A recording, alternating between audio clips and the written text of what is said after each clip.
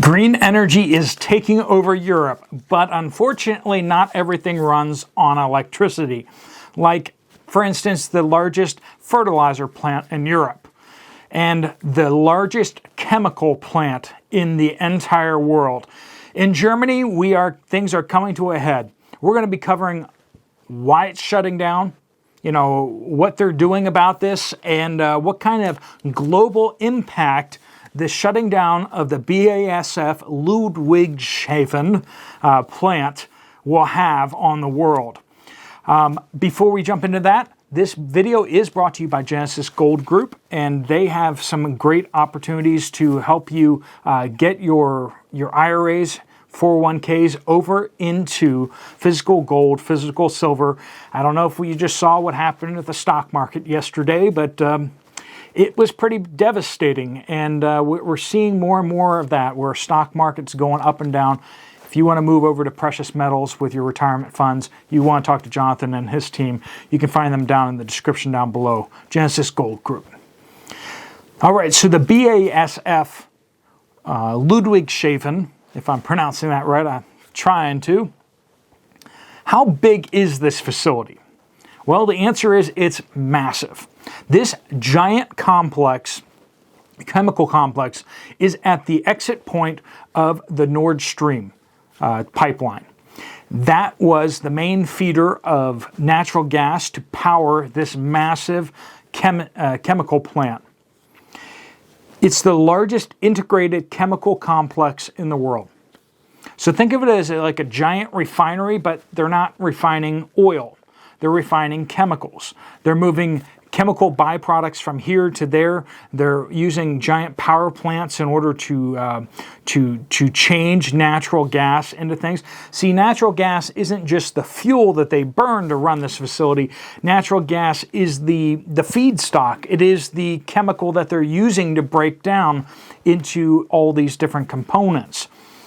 39,000 employees, 2,000 buildings. Like, can you imagine how big that is? 10 square kilometers. It's larger than many towns. 200 production plants.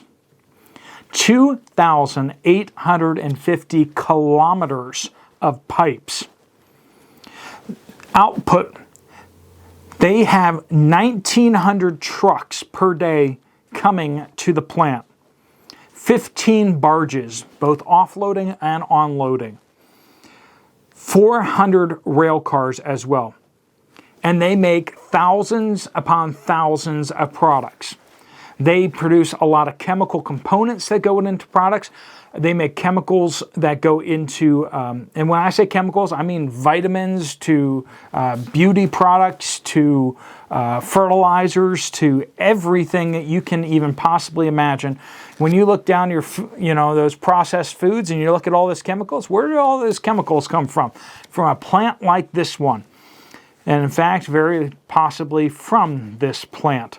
It is the largest integrated chemical complex in the world. So the problem is that the Nord Stream isn't working anymore, is it? No gas is coming in. And when you don't have any gas, how in the world are you supposed to run this giant chemical complex? Well, they've been trying to move gas into the complex the opposite way, pushing it in through Germany, bringing it in through ships, as well as just running off the natural gas reserves on site. But prices of natural gas have gone up through the roof, and in addition to that, supplies are tight. And so the CEO, Martin Brudermüller, said that they are going to downsize in Europe as quickly as possible and also permanently.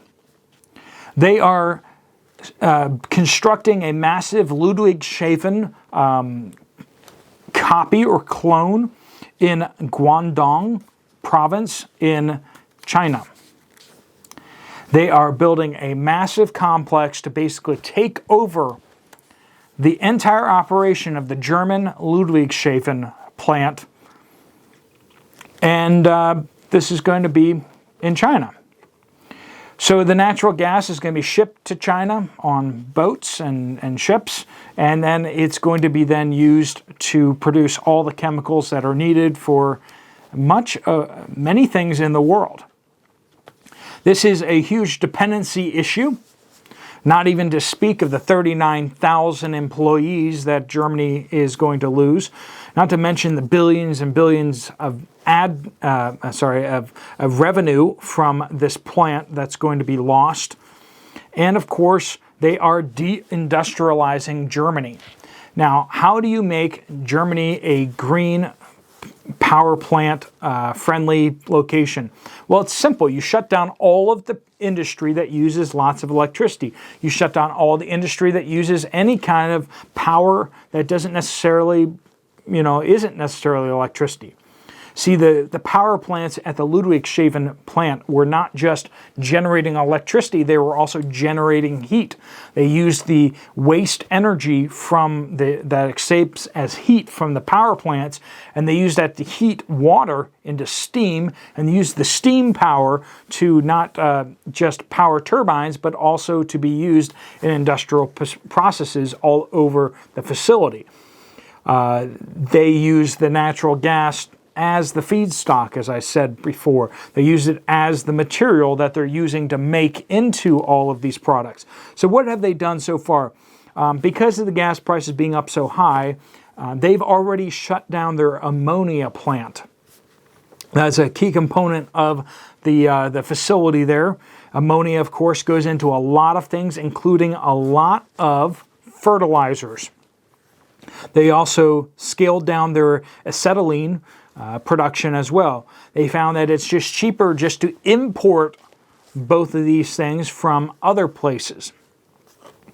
This is how it works, where you become entirely dependent upon countries who are willing to do the work, who are willing to have energy-friendly policies that are going to be focused on making stuff as opposed to just constantly delegating the making of everything to another country. And that's where we are with Europe.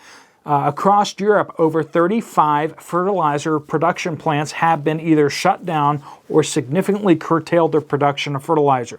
And many of them are like this CEO who said, and also permanently. Simple fact is you can't shut down one of these giant plants and reopen it the next day or reopen it next week. If you shut it down, it is shut down for an extended period of time. It's going to take a lot to reopen those plants. These plants don't just flip on and off with a switch, and the Ludwigshafen plant, it's one of those things that if they shut it down, will they ever be able to restart it again? These kind of plants are extremely, extremely complicated to shut down. Everything is interlinked. Everything is based upon each other. And the idea of actually shutting down these things means that it may not ever be able to be switched on again. And of course, it's just, can you run part of the plant? Can you run certain processes at a lot of those things you may not be able to run those independently from the entire system. So it's extremely complicated and it's an extremely big deal. We've also seen that with gas prices up, this is going to make more and more products that are downstream of this plant and other plants like it. They're just not going to have the components in order to make things. We're going to see weird things just suddenly go into shortage because they can't find this critical chemical or this critical component because it was always generated as a byproduct of these larger chemical processes. They're making fertilizer and they, make the stuff that goes into, shampoos. They make all this stuff and it kicks out this vitamin that goes into, dog food or goes into animal feed. A lot of vitamins and nutrients that you can buy in pill capsule form, like for vitamins, or that go into, the animal feed and stuff like that. Those things are produced at plants like these. And a lot of them are produced at this plant because you don't need a whole lot of it, but when you're generating it, you can bottle it up, basically. And so this is going to have a tremendous impact on Europe as we see it stepping down production. They're downsizing it. And it looks like they're going to be looking at shutting it down. When the costs get too high, the whole system collapses. And we're seeing that in a microcosm here in Germany. And it's going to hit Germany hard, but it's going to actually impact the supply chains around the world. Be aware of that. Be aware that a lot of things that you would never think of as being linked to this chemical plant may go into shortage in the near future. All right, folks, if you found this video to be useful, helpful, you might want to check out this other video right here. I'll see you over there, or I'll see you later. Steve Poplar out.